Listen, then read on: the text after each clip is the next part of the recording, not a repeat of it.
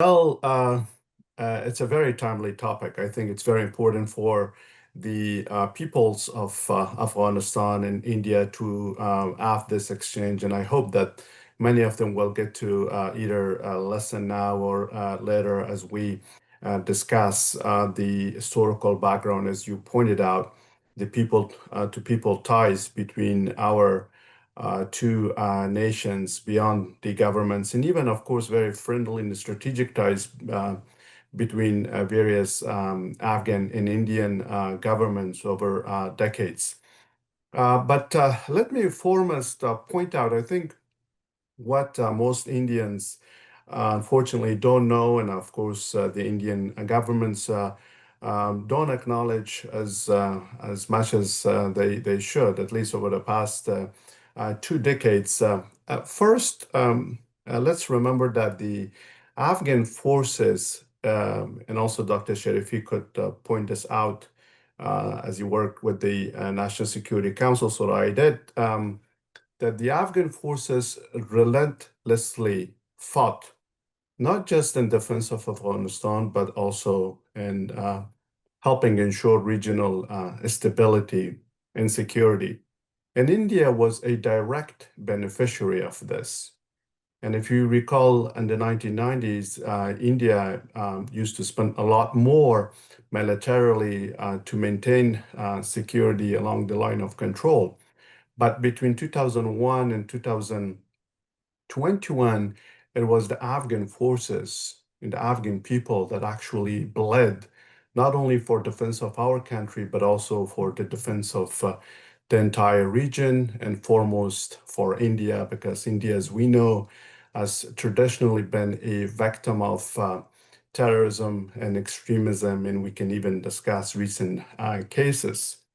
But fortunately, Afghans paid a heavy price for 20 long years to help ensure regional peace and stability, directly benefiting India, not only in terms of lives, but also in terms of treasure that India would have had to spend a lot more militarily to maintain security along the line of control in order to prevent terrorist attacks from across the line of control, emanating primarily from Pakistan, which provide a safe haven for the Taliban.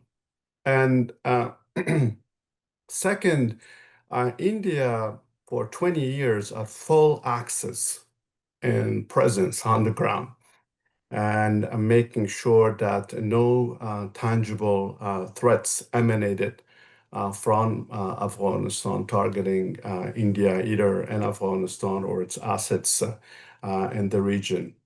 Third, we signed a strategic partnership agreement, the SPA, back in October 2011, which unfortunately, despite being comprehensive, covering people-to-people security, development, economic, commercial, and people-to-people, like I said, issues.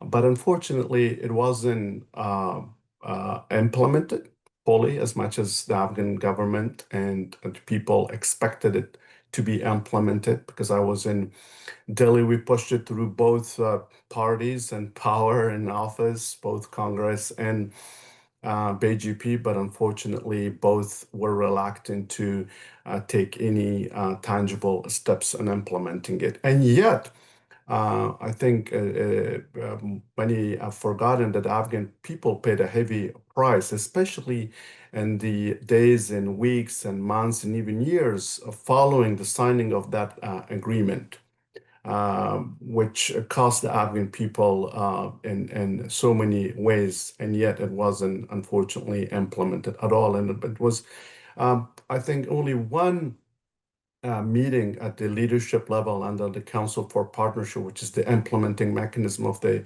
SPA, that took place, and that after so much effort that I, an ambassador, put into an exchange of delegations. And even though that meeting was held and some working groups were formed, after that, nothing else really materialized. And yet it came at so many, cost of so many Afghan lives. And last, And 20 years, some 2 million Afghans, and probably even more, traveled to India for tourism, for medical treatment, for education and investment. And roughly, we can easily estimate, given, of course, my own direct experience and many conversations that I had with Afghans who used to visit India on a daily basis, that each Afghan could have spent between $3,000 to $6,000. Now, times 2 million, you would see that India actually, reaped some $10 billion in revenues over a 20-year period from 2 million Afghans who visited India. And no one talks about this. Unfortunately, the 4 points that I pointed out, all you hear is how India has given us $3 billion, to which I will get. But in return, India has made multiple times more financially in terms of security, I pointed out, and as well as lives lost.